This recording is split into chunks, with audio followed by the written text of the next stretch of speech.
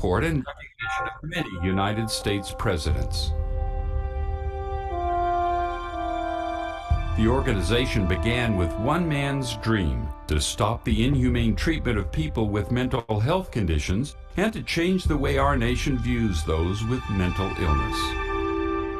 Dear Governor Roberts, my name is Clifford W. Beers. As I write this letter, I am currently a resident at the institution that you know as the Connecticut State Hospital. Few, if any, prisons in this country provide worse conditions than in these institutions. I know, because I have purposely found my way into such areas of several mental institutions with a firm resolve to inspect and experience personally every type of ward, good and bad. I do this because Clifford Beers talked about changing the system. He promised he was going to do that, and he has done that literally generation after generation, because in the first iteration, it was to reform the insides of state hospitals. The second iteration was to develop child guidance centers. The third iteration was to develop community programs, and then so on through varieties of iterations, all of which have said basically one thing: recovery is an option. Getting a life is an option. Therefore, I have devoted the next few years of my life to correcting abuses now in existence in every mental health institution in this country. Clifford Beers started a movement that continued after his death, a movement to change the face of mental health care. In 1953, Mental Health America issued a call for the inhumane shackles and restraints that were once used to bind patients with mental health conditions. From across the country, those hideous devices arrived and were melted and forged into a bell that would forever ring out hope and victory over mental illness.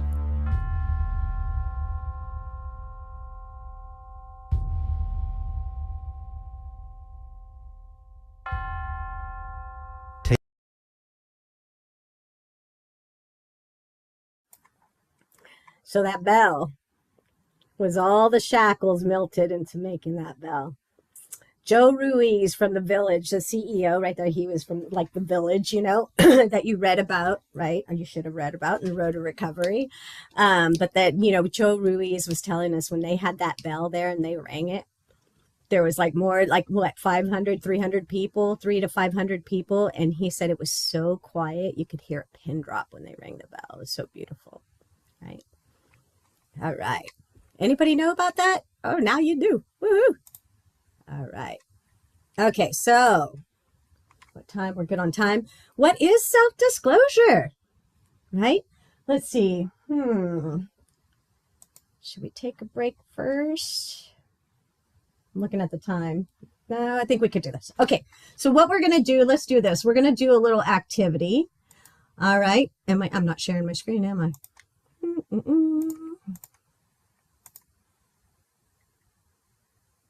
Oops.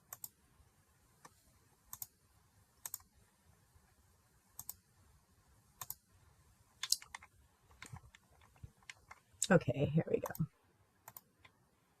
So this is what we're going to do. We're going to get into breakout rooms. And we're going to give you a couple minutes to write a reflection.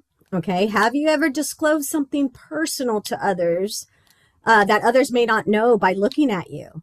Example, living with an addiction and a mental health diagnosis, physical health diagnosis, trauma. Something that we can't see physically with you. Okay, so we're going to, what did I say, Helen? We're going to take, wait, 4 minutes? Did we say? You're on mute. So we're going to take a couple minutes, both of you write, and then you're going to just share about what you wrote to each other. And then when we return, you can just reflect. We'll do a little debrief and then take a break. You're on mute, my friend. Here we go. I'm going to send you to your rooms. Thank you. How was that? Yeah, I like the smiles. Victoria, I like your tattoos. Pretty. What's up, Yanine? How was that? Yeah? Got some similarities a little bit there? We could relatable? Huh? Huh? We'll have a couple debriefs. We'll just take a couple and then we'll take a break. What were your thoughts? How was that? How'd it go? What'd you find out? What didn't you like? Speak to me. Janine, you took yourself off mute? Yeah, I was just sharing how my daughter has hydrocephalus, something that you can't really tell it's in the brain. And it's scary. You couldn't tell if you're not, Yeah. if you don't know her stuff, but she's a pretty normal kid aside from that.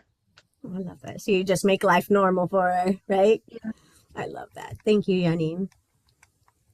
Anyone else? Was that your hand up, Carlos, or no? I kind of saw a little. Whoop. I'll go. All I was able right. to disclose to Cynthia some personal things that I've dealt with, without going into too much detail though. But yeah, it just made it easier. So thank you for putting this together. Cynthia, great listener, letting me disclose things that are was affecting me at first, but it's gotten better over the years. Well, Yeah. over the year, it hasn't been years yet. I hear you, right? It just gets Yeah. it gets better, right? It does. It just sucks less. There we go. How about that? It sucks less. Yeah, No matter exactly. what, we just keep going. I love that. Thank you, Carlos. And I love how you just kind of disclose just enough. You see what I'm saying? You know how to tailor that disclosure on what you want to say and what not too much. All right, one more and then we'll take a break. Anyone? Alcohol abuse addiction, for sure. I'll go. All right. Thanks, Carter. I be trying to not talk so much. Oh, But I'm all, did I say? Nice. Look, I'm gonna. but yeah, me and my partner. I always say partner. That's just so I don't if I do say something, I'm not signaling them out. But we share similarities as far as loneliness and isolation. Yeah. And then also to having a conversation about how there's good and bad in both. Sometimes it's needed, and then sometimes there's moments where it's not, and you could seek out help. But the whole thing is, as a person, you have to identify with how that in that moment, what that isolation or loneliness looks like for you. Yes. Yeah. And then after that, if it is a problem, of course, seek out help and try to or try to find means with self. Sometimes people are scared to reach out for that help, Oh, yeah. because they may feel judged or feel like they're alone. So the summary to our whole little breakout room is that we're not alone. Oh, I love it. We are not We alone. are not alone. Woo! I love you're it. Also, Thank you're you, also Carter. more than enough. You're Oh, more yeah. than enough. And just knowing that, I love it. Yeah, I love so it. I I just appreciated think, that. oh, I love it. Thank you for sharing. I'm like, if it matters to you, then it fucking matters. I'm sorry. You know what I mean? Who cares what anybody thinks? If it matters to you, it matters. I'm all, it matters to me. Anyway, thank you all. Let's take a 10-minute break. Let's roll back at 12:07 and then we'll keep trucking.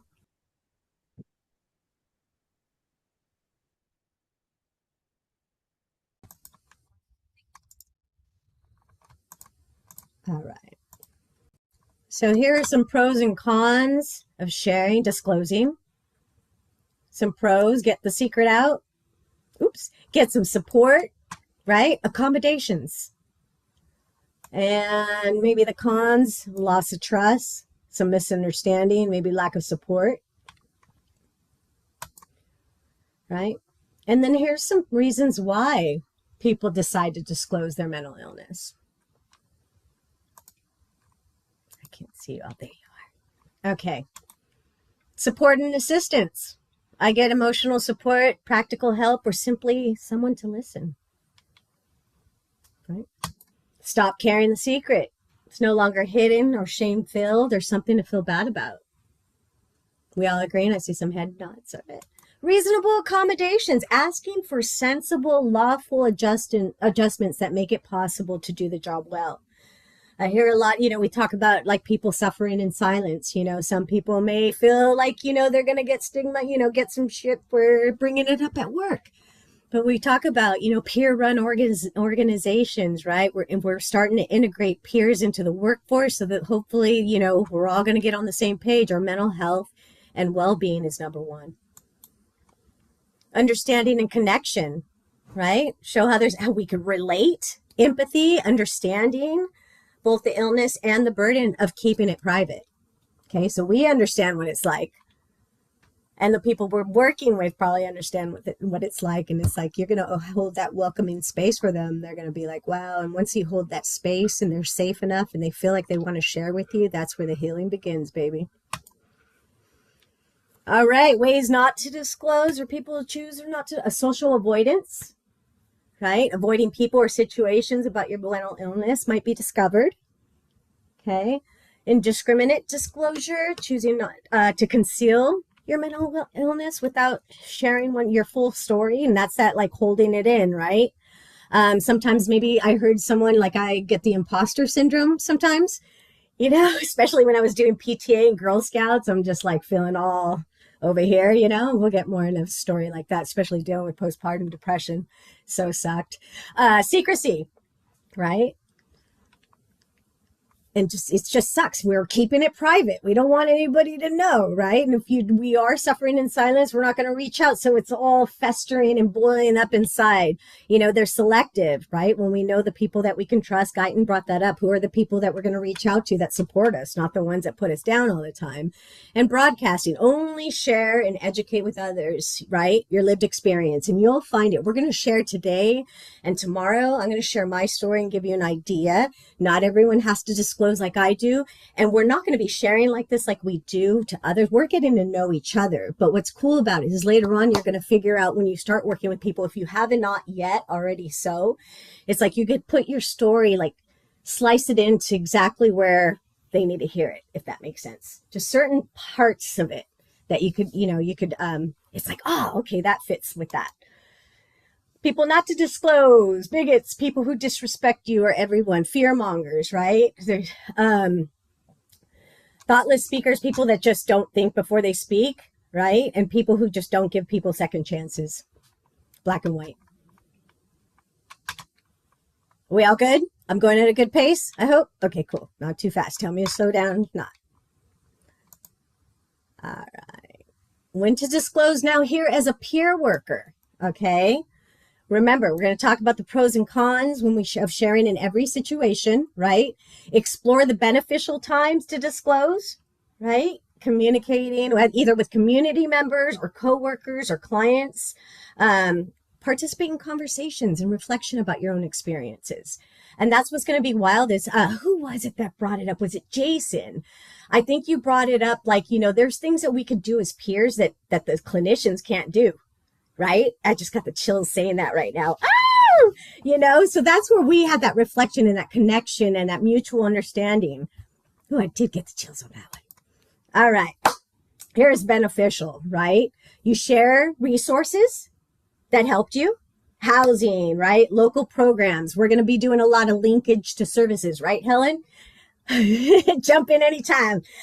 Strengthen the relationships and build trust with each other, right? There's someone you don't understand. You don't know shit. Blah, blah, blah, blah. Oh, yeah, I lived in a school bus in the woods for like 2 months. I kind of understand. They're like, what? Strengthen relationship, build trust, show members that they're not alone in their struggles, right? How many of us well, you'll see. Tomorrow we're going to hear things. You're going to be like, shit, I thought I was alone. I thought it was just me, and it normalizes it. It feels better, makes it more okay. Empathy without over relating, right? We got to be, I felt challenges with it too, right? We don't want to like overburden, like take their story over with ours, right? Use it to disclose for the support, the connection, and to guide, not to overshadow their experience, right? Never overshadow their experience. All right. So when we're working out in the community, this is where we get to advocate.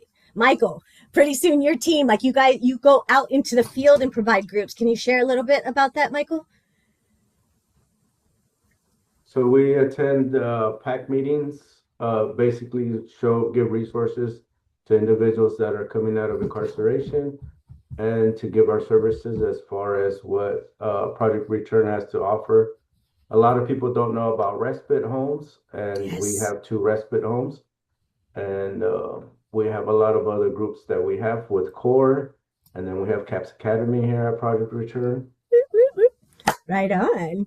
So thank you. How would we not know about these resources if Michael didn't come out into the community and advocate and share this with us, right?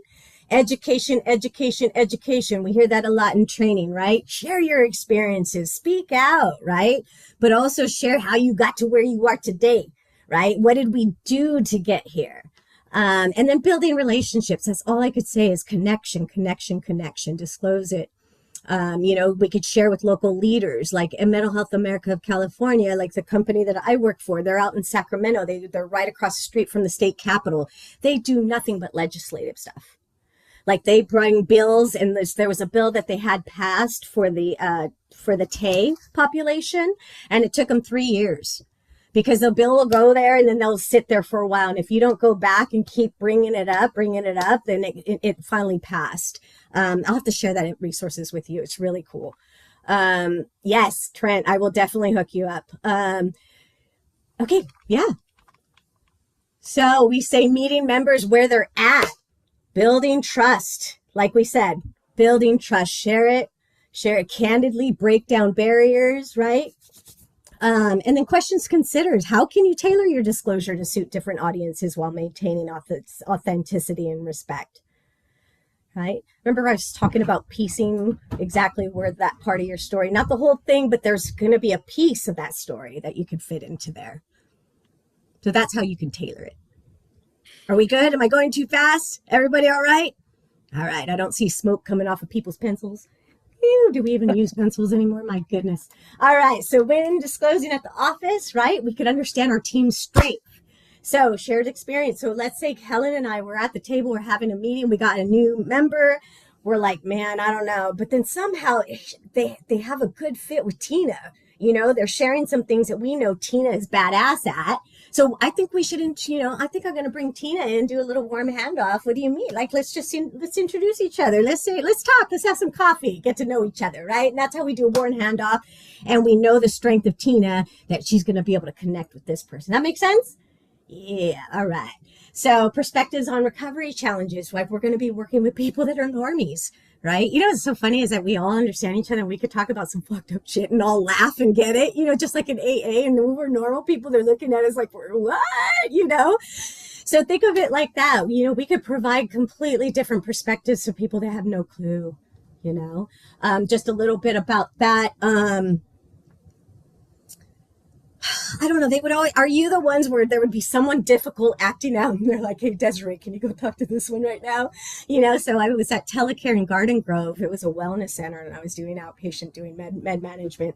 And someone came in and he was outside and it was after COVID. So they had all the tables outside, right? And his glass windows all across the wellness center. And this guy tattooed from head to toe, right? He looks scary, but you get to know him. He's a sweetheart. We're all judging him by his freaking tattoos, right? So I don't know what happened, but he was pissed. He was grabbing those chairs and throwing them up against the glass, right? Going gnarly. And they're like, oh, let's call the police. Let's call the police. No, that's not what we want to do here. We want to be able to talk to him. So, of course, they're like, Renee, will you go talk to him? My legs are shaking. My whole things are shaking inside, but I had to go out and talk to him. Poor thing, his wife had, jumped in front of a train the night before. We're not going to know that by looking at them. We talk about the stigma, just judging them, how angry it was. Yeah, right? So that's just an example, right? We can give someone a perspective that they may not be able to connect, right? So I'm that person that was able to somehow connect. So we know who to give them to collaborate effectively, right? Identify allies, resources, connections, educate, and advocate, right? Use it when conversations to reduce stigma, to teach others, to teach, others that we work with, not just the members that we work with, but coworkers, people in the community. We good? Yeah, cool. When not to disclose, when it doesn't fit the relationship. There was someone disclosed, I was talking yesterday, like, let's say someone's like, like let's say Guyton yesterday. You don't agree with the whole harm reduction thing or not. You know what I mean? So we know that that relationship may not fit. Where if someone else is more comfortable with it, like Vanessa's more, does that make sense? Like we want to find that person that's going to fit, right? We don't want to be emotionally wounding. We don't want to pull fresh wounds out. We talked about that in Peer Rule or Not. Remember, we're like, okay, they're going to start telling you all this stuff, but we're not, that's out of our rule, but we're not going to stop them and say, hey, you can't do it. We're going to just tie it in right at the right moment and be like, oh, you got to meet this guy, Eddie. He's freaking awesome. He'd be the perfect person to talk to, right? And they'll get all excited because you're excited. All right. Never as a defense mechanism. You know, sometimes there's going to be some power struggles with some members. In the beginning, it was hard. I'm like, am I supposed to be getting power, like puffy a little bit here? It's like, no, don't engage in that, you know? So not trying to monopolize or say, hey, you know, I know too, or getting in this friction here where you're stepping on toes. Are we good? All right. Helen, you want to read? Because I have a quote for you to share with us. Okay. Miss Quote Queen. I'm going to call you QQ, baby. Double Q. Oh, I love this. I love this. This Parker Palmer spoke at my daughter's graduation. See? It was so cool. Anyway, Meant to be. the human soul doesn't want to be advised or fixed or saved. It simply wants to be witnessed, to be seen, heard, and companioned exactly as it is. When we make that kind of deep bow to the soul of a suffering person, our respect reinforces the soul's healing resources, the only resources that can help the sufferer make it through. So think about that. Yeah. Thank you. It's a nice chunk, but you know, read it again later and see what you think. All right. And with that, I love doing quizzes. How about you? You want to do a quiz? Maybe talk a little bit about the state exam here. Woohoo! Let's get a reader, baby. Somebody read, please. Let's see. Who do I see with the green box first? It takes off their mic. Read. Desiree. Okay. Winner, chicken dinner. All right. A consumer wants to share their recovery journey, but recognizes self-stigma is holding them back. How would the peer support specialist support the consumer? A, redirect the conversation to a topic that is more comfortable for the consumer. B, share openly about their own lived experience with the consumer's permission. C, encourage the consumer to share their lived experience despite their concerns. All right. What do you all think? What do we got in the chat, Helen? Lots of B's. Okay. Drum All roll. B's so far. Drum roll, please. All right. It's B. And that's going to be in the KSA, Knowledge, Skills, and Abilities, Dimension 5 under Advocacy. Okay. Assist individuals developing empowerment skills and combating stigma. Public, structural, and self through self-advocacy. All right. And then there's your rationale. Because we sharing our lived experience is effective because sharing openly about one's own lived experience has been found to be helpful in reducing stigma around mental health. Woola, right?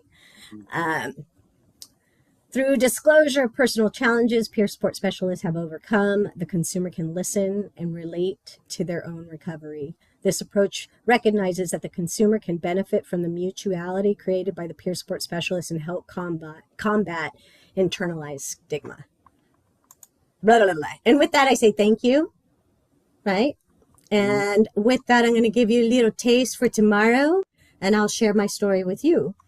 So tomorrow, I think we're going to have, 4 minutes, maybe up to 4 minutes to share. Tomorrow, we're going to have a timer on, okay?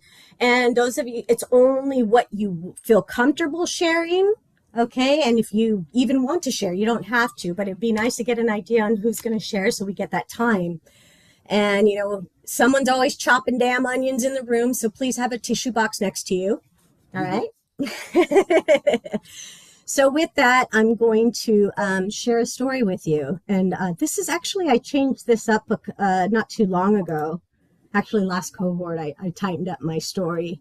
And basically, in the beginning, I gave you my context of why I'm so jacked up. But but here we go. Did we want to do the timer now, or I'll just give you my story, and then we'll do timer tomorrow. Okay, y'all ready? Let me know when you're ready. Yeah, use up all the time. All right. Here we go.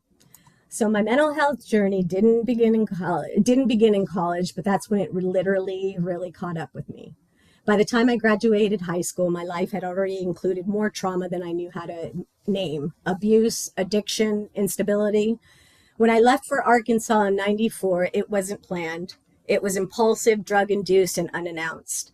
I thought a change in geography would fix everything. I just substituted one drug for another and hoped for relief.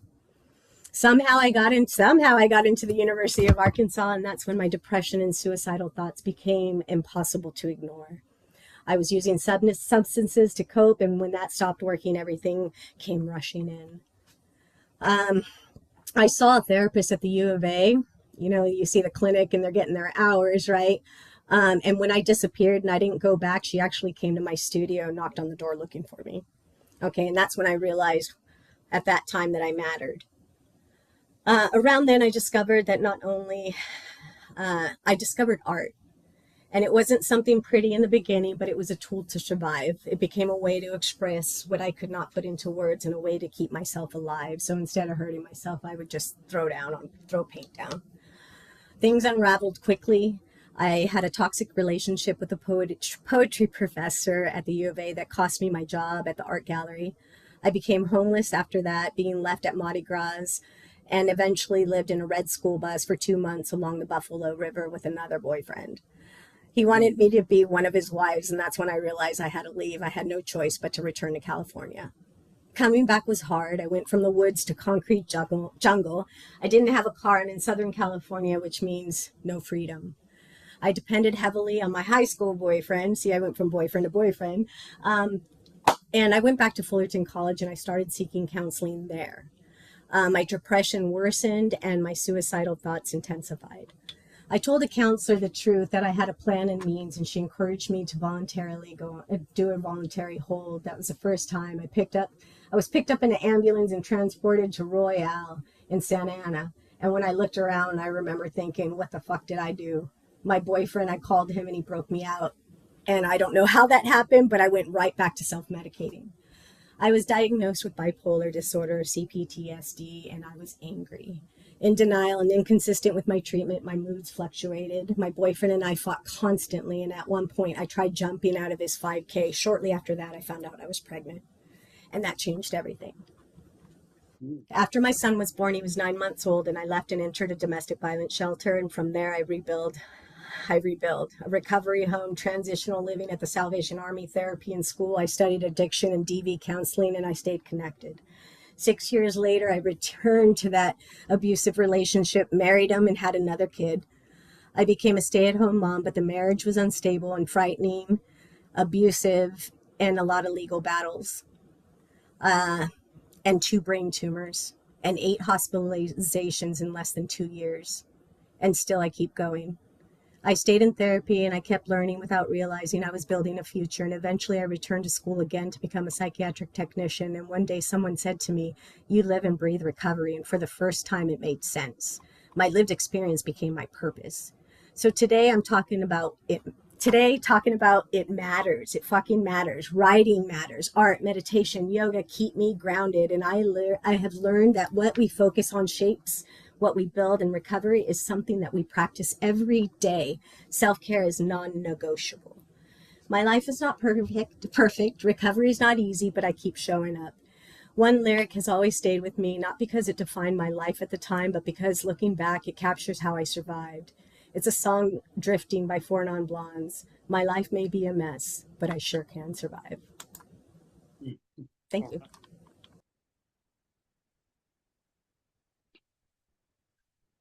So that's just a little idea of what you could share. You don't have to share everything, you know what I mean? And some people say, oh, I don't have anything so, bad or whatever. But you know what? Like I said, if it matters, it fucking matters. You're here for a reason. So share, baby, share.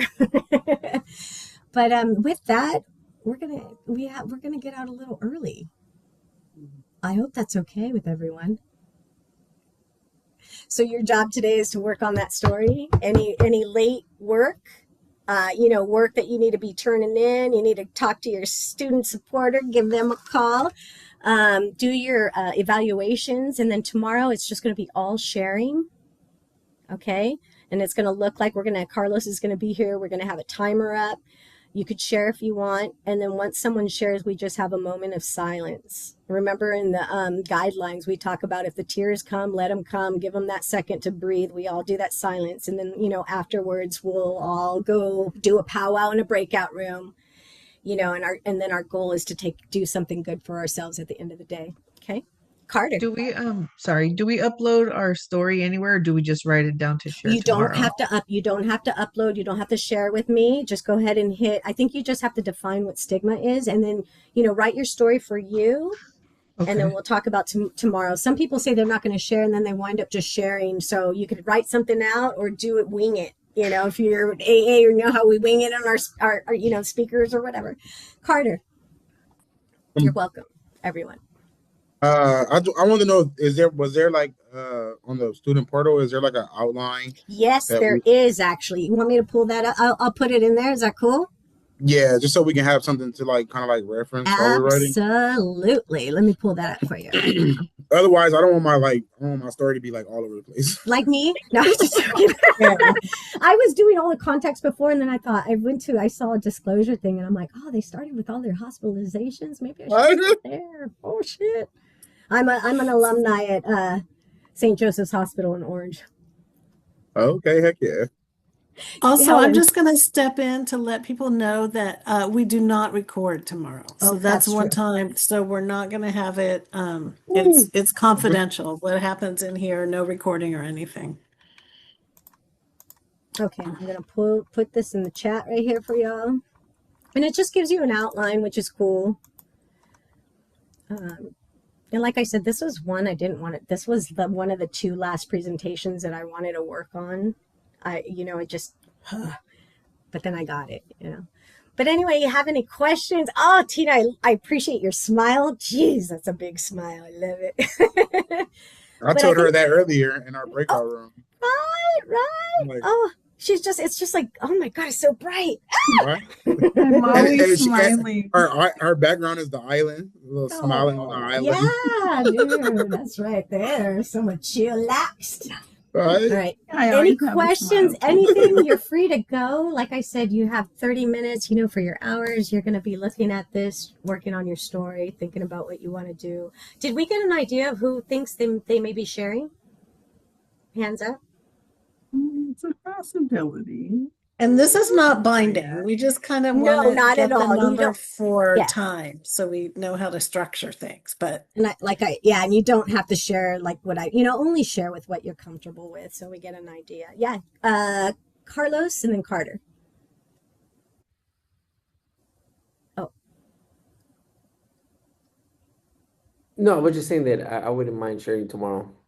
yeah, right on. All right, and sometimes we're like, no, we're not going to share, and then you wind up sharing. But we totally respect that. But then we're going to be doing eventually, baby. My question. Yes, Carter. My question was for the portal again.